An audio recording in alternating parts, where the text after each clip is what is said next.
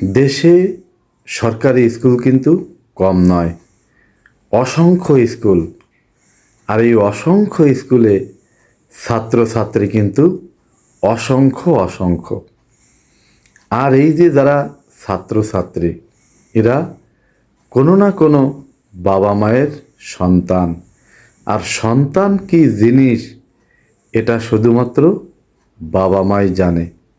আর এই সন্তানগুলো স্কুলে পাঠিয়ে বাবা মা সম্পূর্ণ নিশ্চিন্তে বাড়ি চলে যায় বা বাসায় ফিরে যায়।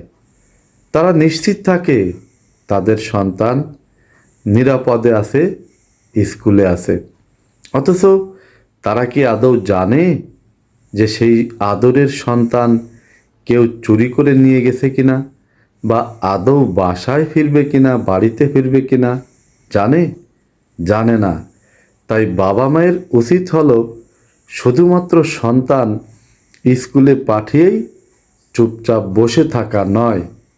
আর আমি মনে করি প্রত্যেকটা সরকারি স্কুলে একটা হলেও সিসিটিভি থাকা দরকার। এটা যদি থাকে তাহলে কোনো বাচ্চা চুরি হবে না। আর যদি হয়ও, সেই সিসিটিভির ফুটেজ দিয়ে সহজেই তাকে উদ্ধার করা যাবে। বর্তমান সময়ে দেখা যায় যত বাচ্চা চুরি হয় তার বেশিরভাগই মেরে ফেলা হয়। আর সন্তান হারানোর যন্ত্রণা বা কষ্টটা কি, এটা একমাত্র তার বাবা মাই জানে।